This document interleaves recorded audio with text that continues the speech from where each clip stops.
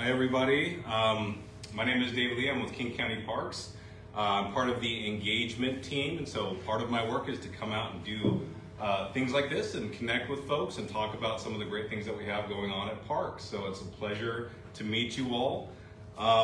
Before I start with my presentation, I wanted to show a little bit of a video that kind of highlights what it is that parks are and why they're important, just to give some context, okay? So hopefully this gets through the live stream clearly. What is an urban green space? They are in essence areas with vegetation. Urban green spaces include parks, gardens, forests, and jungles. WHO recommends that all people should live within a 5-minute walk from a green space. Why? Because there are great benefits in having large green urban spaces.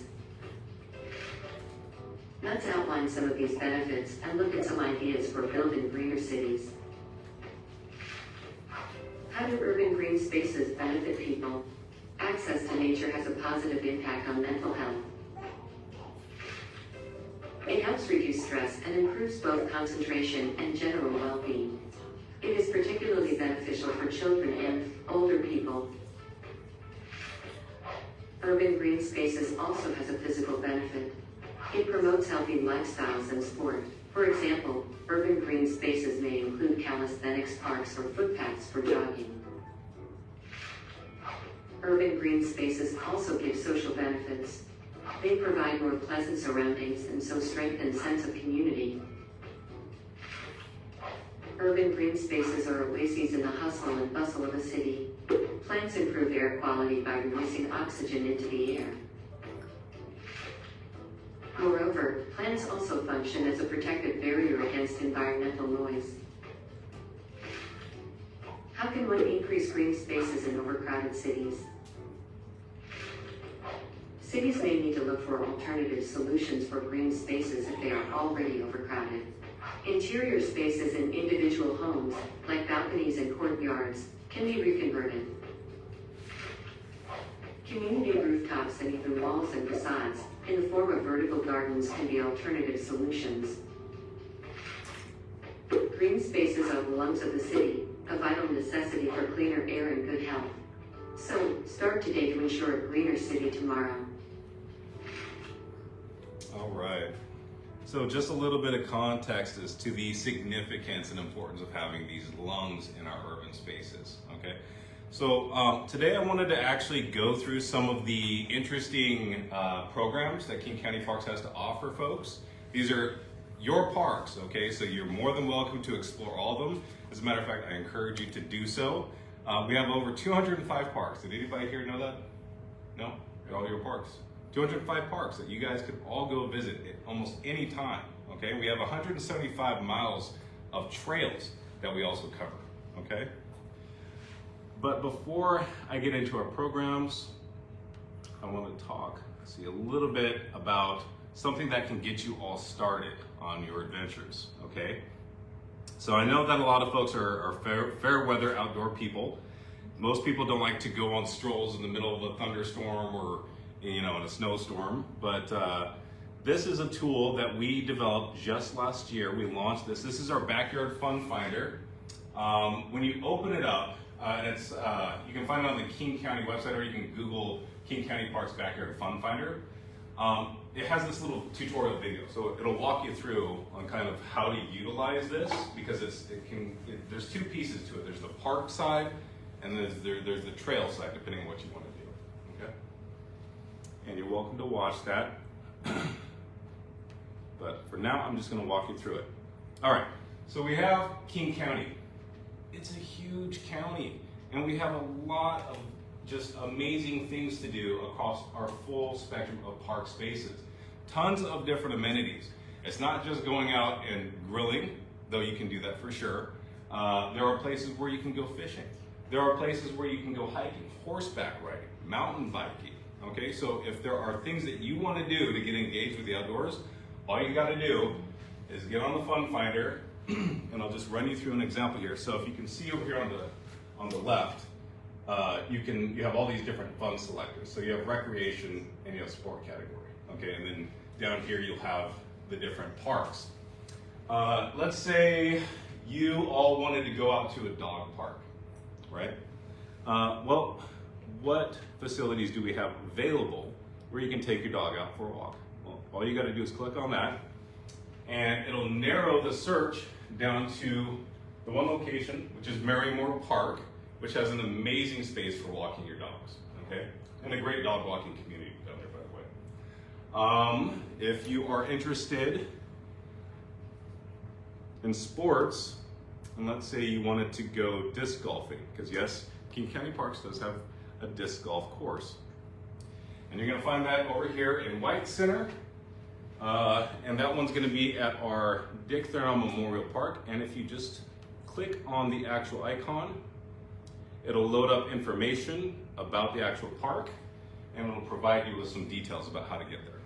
Let's see if I can, kind of popped on and off. So there you go. And you can see over here on the right, what other things can you do while you're there, right? Can I get a volunteer to try to interpret what the symbol means? What is this one? What do you think this one means? Cooking. Oh, you are exceptional. That's absolutely right. And then next to that, we have disc golfing. We have fishing. All right. What is this person doing? Swimming. Oh, you are good. And then the last one? Tennis. Absolutely brilliant. Okay. So we have a lot of different things that you can search around as far as activities in our park system. The other piece to this is, if you notice these little red symbols, that usually indicates that there's some sort of like project going on at that location. So that gives you a heads up that maybe that park is closed, it's inaccessible, or some of the amenities are not available. And you can just, I believe that you could just click on those, and it should tell you exactly what's going on. So for this one, at the Green River Trail, closed for improvements. The segment of the Green River Trail will be closed for construction, with work expected to start in April of 2024, et cetera, et cetera. Okay? If it's out of date, you could always contact customer service to get the most recent information. All right, the second piece to the Backyard Fun Funder, which is great, is our trail system. So the interface is very similar. And what you're going to see here is the full extent of all the trails that King County Parks manages. And you can see that it runs all throughout the major developed areas, the very urbanized areas, what we might call front country trails. And then we also manage a number of backcountry trails as well. Okay?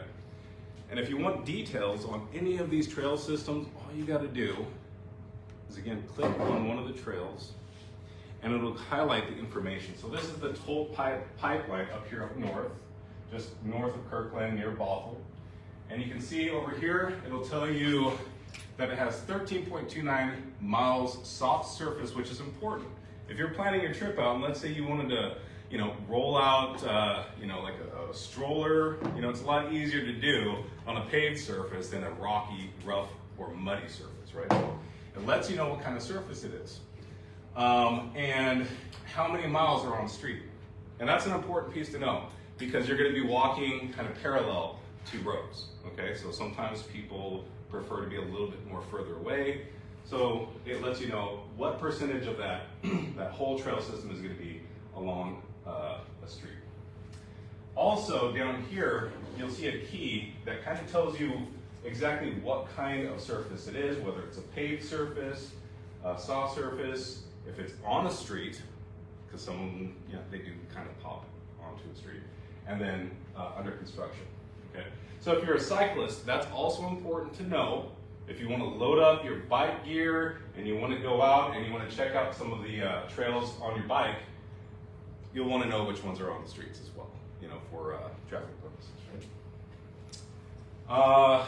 Also, one of the things that I feel is worth noting is that when you're out there in the park system, whether you're going into our trail system, whether you're going out to visit the parks themselves, that if you ever have any questions about how things are done, if you have any questions about like any kind of projects that are happening there, you can again contact customer service and they will be able to answer any questions you have.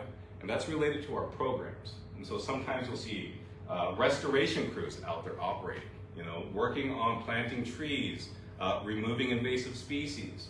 And if you ever have questions about any of those kind of projects that you see out there, you're more than welcome to call customer service as well. All right, so here is a question for y'all. Let's see here. So, when you're looking at this map, where do you see the largest distribution of green spaces? It's pretty obvious.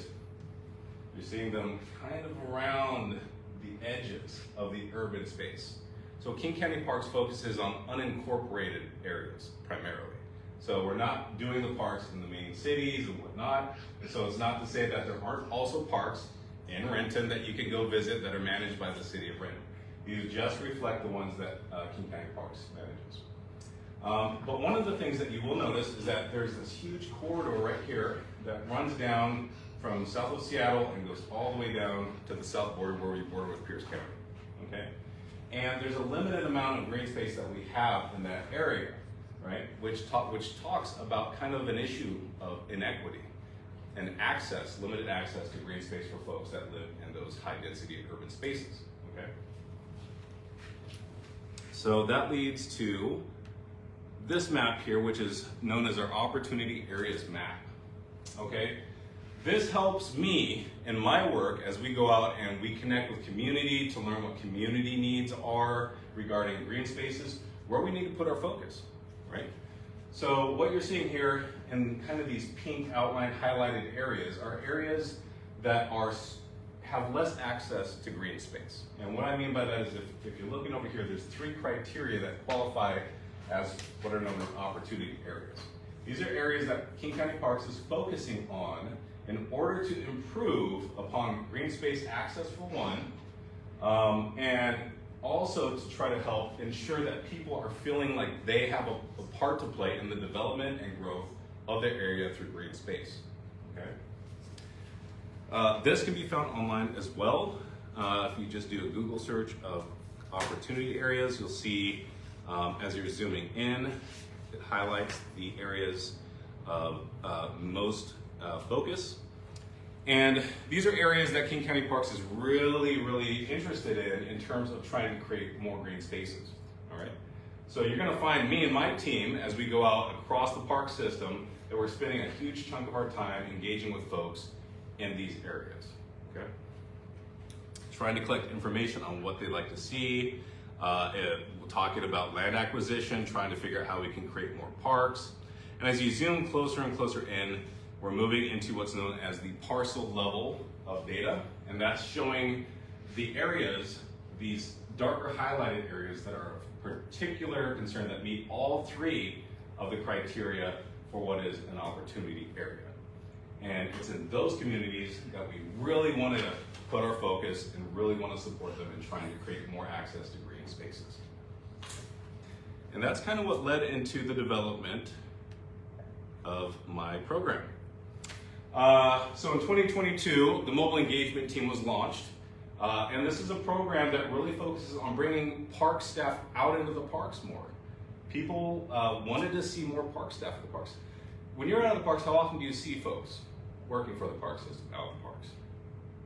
Rarely, frequently, not very often. Not very often.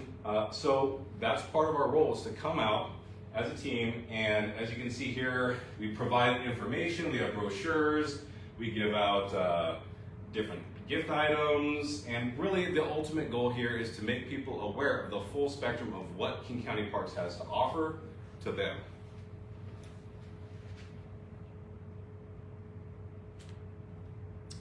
Okay, so let's talk about some of the programs.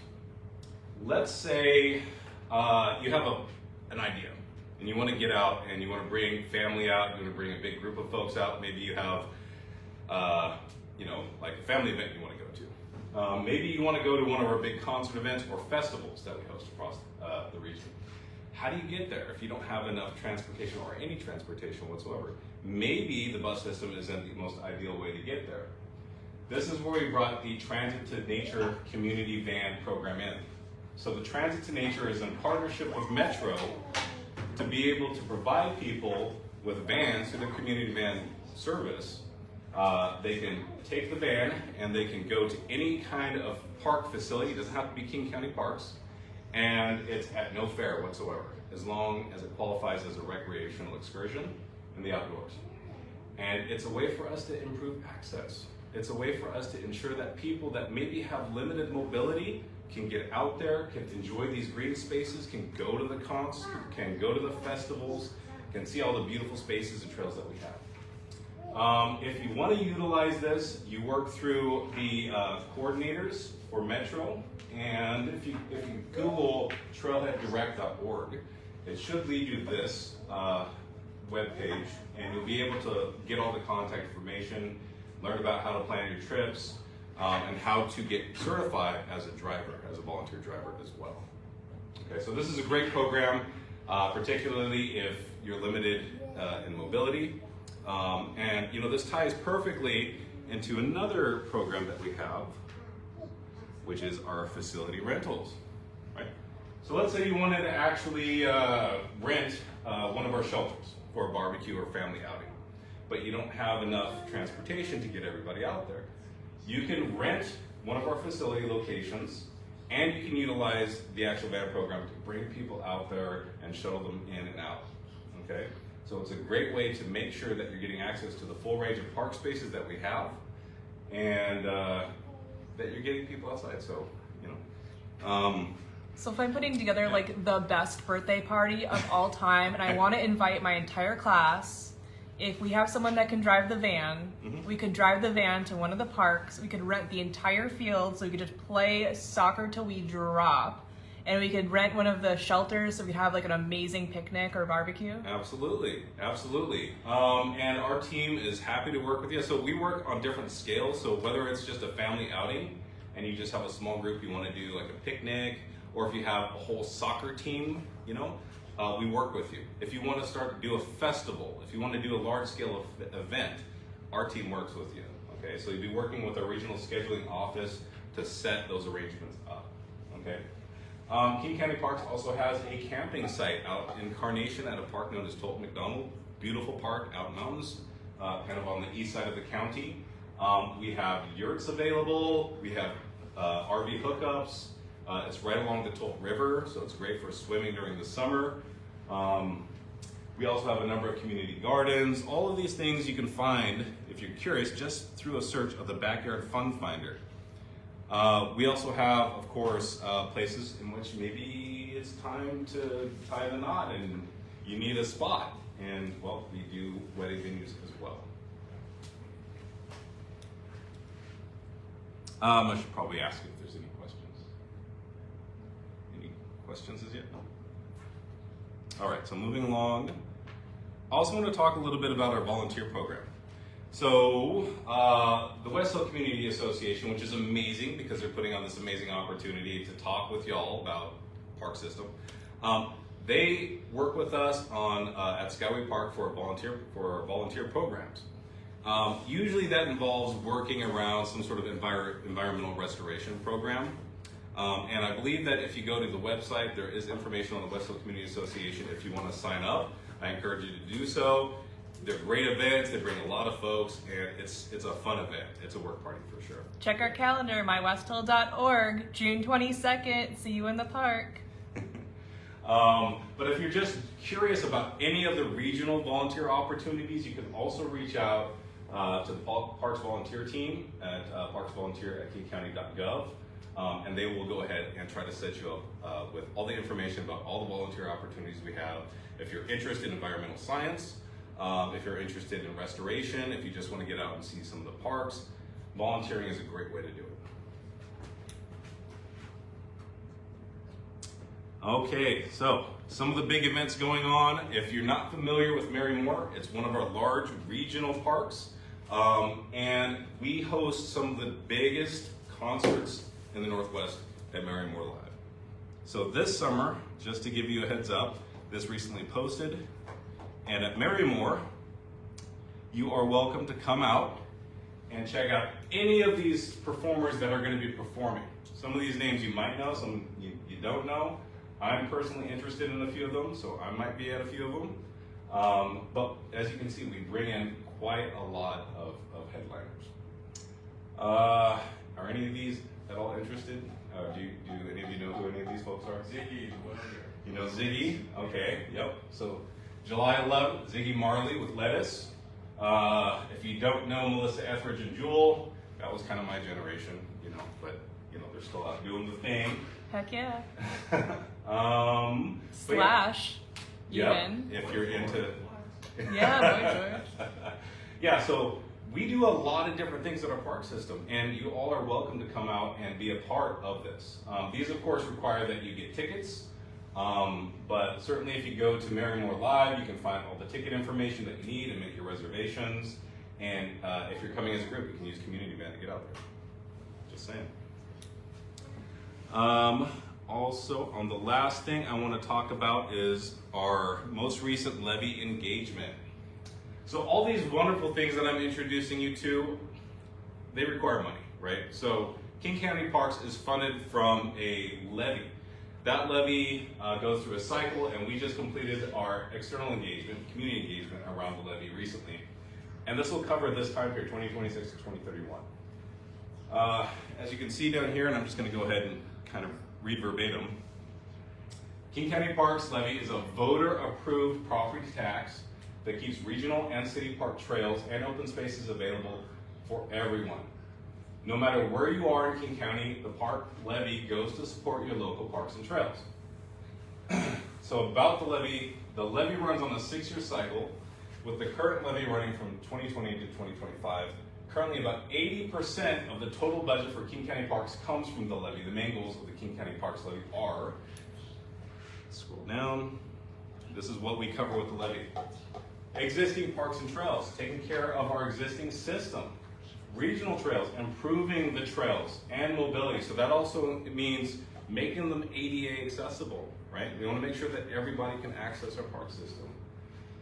Increasing access, making the parks and recreational opportunities more accessible to all King County residents. And then open space, so grow and connect regional open space and natural lands, protecting habitat, important for fish and wildlife, and providing recreational opportunities.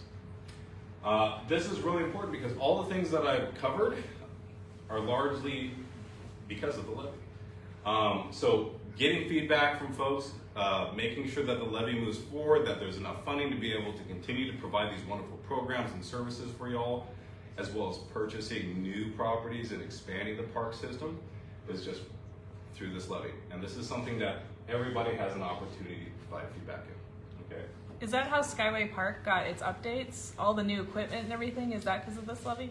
I believe so. I think that, for those of you that may not be from the Skyway community, which is an amazing community, if you swing in and you look up Skyway Park, you'll see that if you look over kind of a time period, the parks have undergone some serious improvements.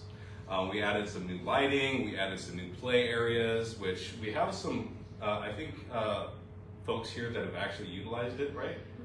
Do you guys like the new play area at Skyway Park? Yes. Yeah? What do you like about it? It's got swings now. Swings? Okay. I heard something about a slide though. So is there an interest in a slide maybe in the future? There's definitely interest in the slide. Okay. Well, these are all things that you can talk about in the levy. So like you're thinking about what you want to see, in your parks, in your community parks, in the regional parks, the levy is a way in which to do that. Okay. And so yes, some of those improvements I think tie into the levy itself, the levy funding.